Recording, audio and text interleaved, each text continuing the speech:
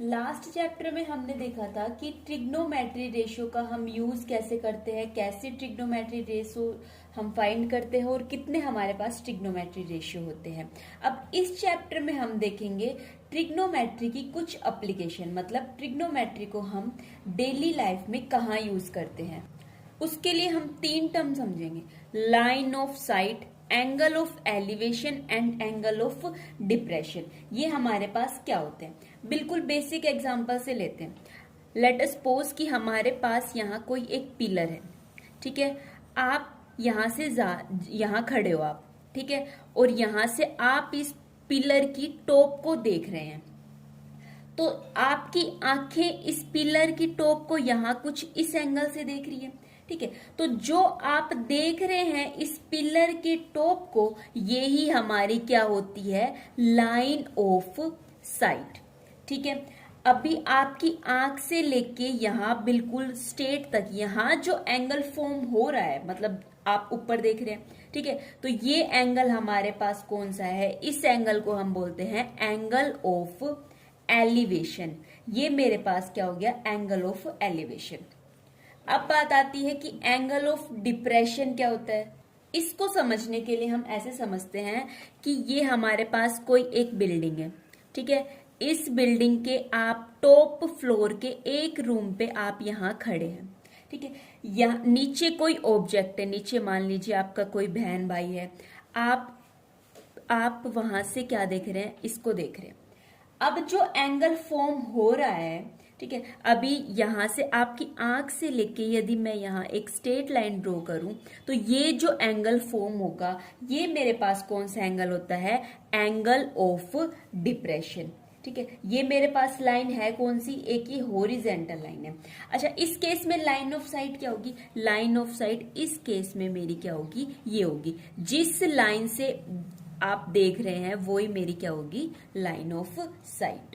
तो बुक की डेफिनेशन के अकॉर्डिंग देख लेते हैं कि लाइन ऑफ साइट हमारे पास वो एक लाइन होती है जो कहां से ड्रॉ होती है, from the eye of an observer to the point in the object view to the observer, ठीक है।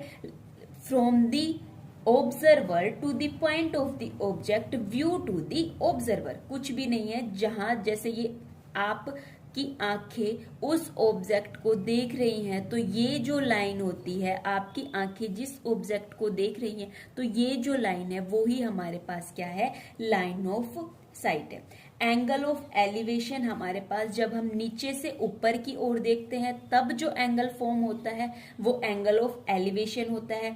तब हम ऊपर से नीचे की ओर देखते हैं तो हॉरिजेंटल लाइन के अलोंग जो हमारा एंगल फॉर्म होता है वो ही हमारा क्या होता है, एंगल ऑफ डिप्रेशन होता है। अब इस चैप्टर में हमारे पास क्वेश्चन किस टाइप के आ सकते हैं, इस टाइप के क्वेश्चन आ सकते हैं कि एक कोई टावर है, यहाँ आप खड़े हैं, ठीक है। आपने एंगल कितना फॉर्म किया है, यहाँ जो एंगल फॉर्म हो रहा है वो सपोज कर लीजिए 60 डिग्री एंगल फॉर्म हो रहा है, और आपकी इस टावर से डिस्टेंस हमारे पास कितनी है, 15 मीटर है। तो आप बताइए कि इस टावर की हाइट हमारे पास कितनी होगी। कैसे निकालेंगे, सिंपली ट्रिग्नोमेट्री रेशियो का हम यूज करेंगे और ये फाइंड करेंगे। चलो ये देख लेते हैं कि हम कैसे फाइंड करेंगे। अभी ये देखना, ये मेरे पास क्या है, परपेंडिकुलर अपॉन बेस। अच्छा, परपेंडिकुलर अपॉन बेस क्या होता है, हमने पढ़ा था, ठीक है। अभी बताइए, परपेंडिकुलर अपॉन बेस ये मेरे पास कौन सा होता है, टेंजेंट ऑफ थीटा। अभी थीटा मेरे पास कितना है, 60 डिग्री, तो tan 60 degree is equals to perpendicular upon base. Perpendicular यहाँ पे मैंने क्या सपोज किया है, हाइट ऑफ द टावर, जिसको मैंने h से डिनोट कर दिया। बेस यहाँ पे मेरे पास कितना है, 15 मीटर है। तो मेरे को वैल्यू किसकी फाइंड करनी है, h की वैल्यू फाइंड करनी है। तो क्या मैं फाइंड कर सकती हूँ, h is equals to tangent of the 60 degree into क्या है, 15। यहां से मेरी किसकी वैल्यू आ जाएगी, h की वैल्यू आ जाएगी। एक लैडर वाले क्वेश्चन भी आएंगे, तो आप इतना ध्यान रखना कि जो लैडर होती है उसको हम ऐसे सीधा खड़ा थोड़ी कर सकते हैं। जैसे ऐसे बोलेगा कि ये एक दीवार है, इसके साथ हमारे पास एक लैडर मतलब सीढ़ी लगी हुई है, तो वो तो हमेशा इसी एंगल में होगी ना।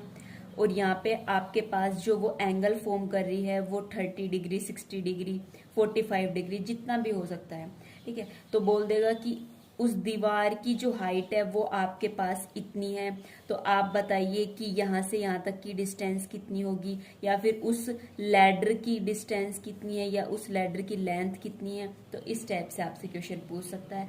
कुछ भी नहीं, सिर्फ ट्रिग्नोमेट्री रेशियो का यूज करना है जो हम लास्ट चैप्टर में देख चुके हैं, और वैसे ही क्वेश्चन है, सिर्फ इनकी लैंग्वेज को अच्छे से समझना है, फिर ये क्वेश्चन भी हमारे पास इजीली हो जाएंगे। ठीक है, तो हम कह सकते हैं कि जो लेंथ होती है या फिर हाइट होती है किसी भी ऑब्जेक्ट की, यदि मेरे पास एंगल दिया हुआ है तो मैं उसकी लेंथ या फिर उसकी हाइट मैं क्या कर सकती हूँ, फाइंड कर सकती हूँ। कैसे फाइंड कर सकती हूँ, उसका एग्जाम्पल अभी हमने देखा है। तो इस चैप्टर में तो इतना ही।